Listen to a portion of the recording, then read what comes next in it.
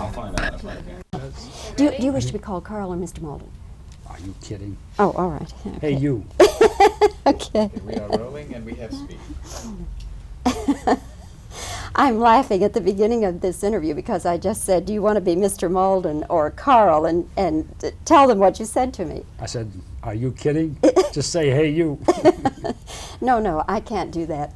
Anyway, it's been a long time between our interviews, but I'm happy to have this chance to talk with you, Karl, about Sting 2.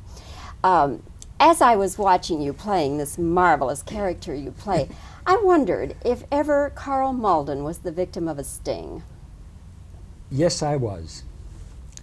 Many years ago, when we first moved to California, there was a knock on the front door, and I answered the door, and there was a young man, 20, 21 years old, standing there, a little, I want to say this with grace, because it could be mistaken for some other things. I don't mean it that way. He was a little disformed, and he could hardly talk. And he said, would you buy some magazines from me? Well, that's all he had to say. I says, come on in. We went inside, he sat down, and I looked at the row of magazines he had, and I think I bought 4 or 5 of them, started to make out a check, and he said, I hope you're not doing this because of the way I am. Well, he had me cornered right off the bat.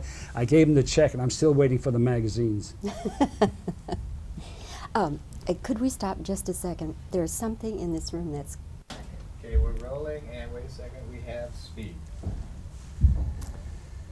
And so to this day, no magazines. That's right.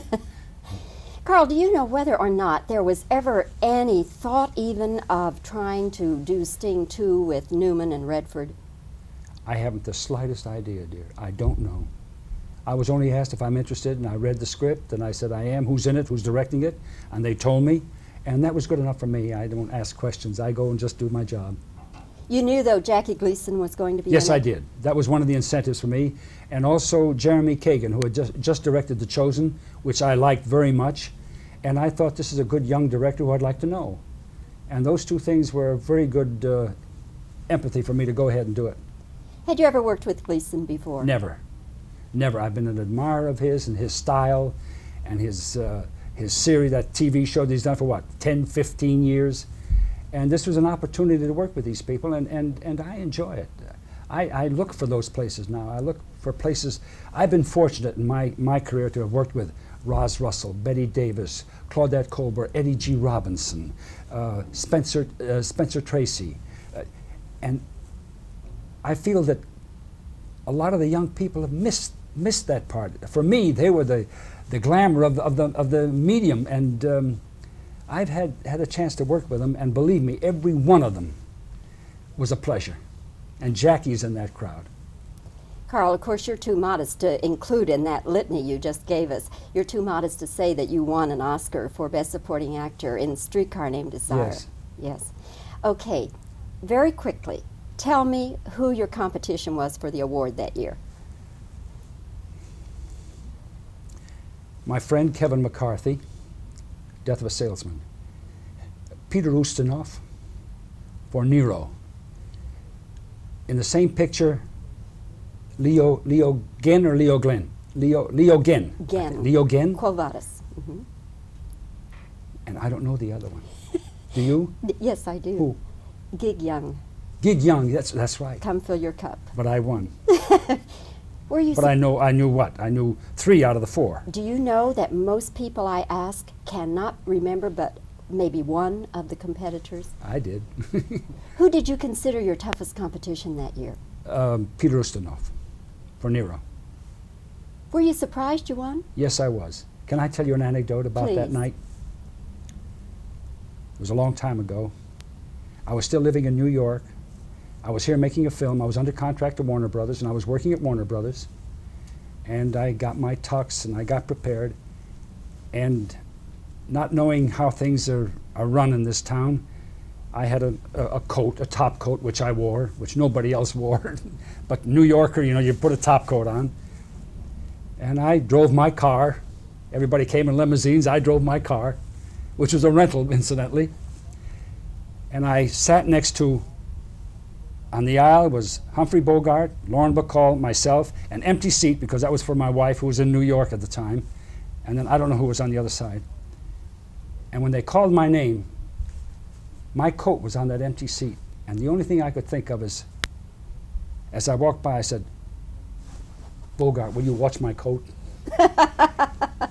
So he didn't say anything, and I went up and got it, went backstage, and about 5 or 10 minutes later, Bogart came because he had won it that same year. And when I saw him, the first thing I said is, what did you do with my coat? He said, kid, forget the coat, you got an Oscar. Wonderful story, wonderful story. This year, who do you think is going to get Best Actor? Is it going to be Ben Kingsley for Gandhi? Is it going to be Paul Newman for Verdict? Who do you think? You're putting me on the spot a little bit, aren't you? I'll tell you what picture I voted for. I may as well Gandhi. I voted for Gandhi, and I voted for Attenborough. I have a feeling that the young man that plays Gandhi is going to get it. Although I think Paul Newman's job in the Verdict is one of the best jobs he's ever done. You don't think the Academy will give it to Newman for body of work? They've done that a lot, haven't they, lately? Or not lately, but they always do that. If they do, it's not really fair, is it? What do you think? Is it fair? Is it for a body of work? Or is it for the best performance? Which is it?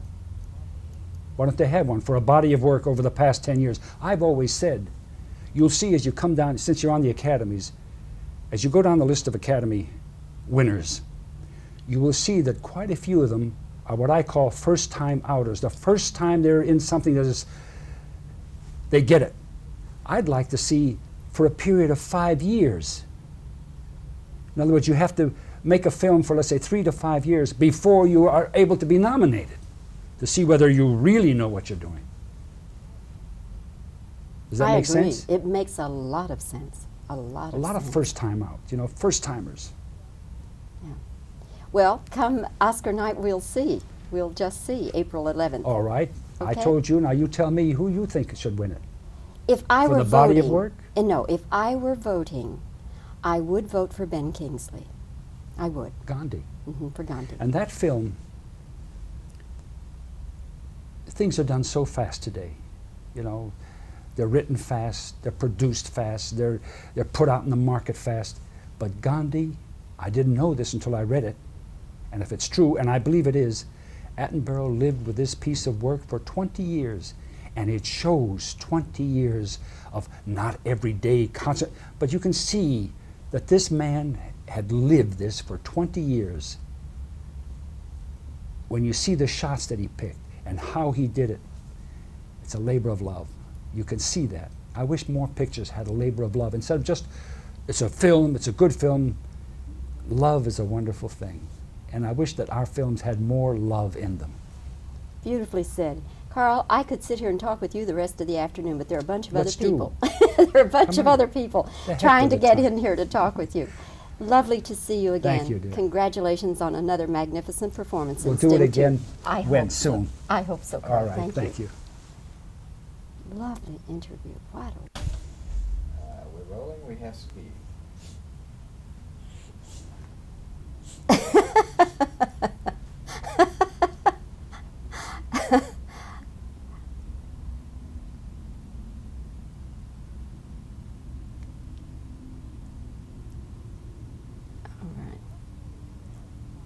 What do you remember most about the night you won the Oscar?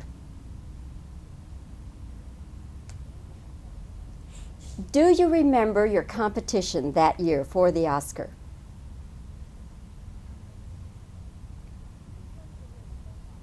Who's going to win Best Actor? Kingsley? Hoffman? Newman?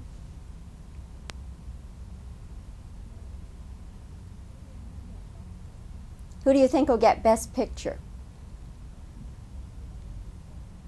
Which movie will be Best Picture?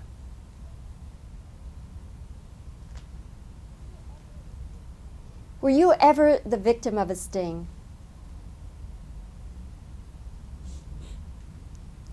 Okay. All right. Let's That's great. You got not. enough. There was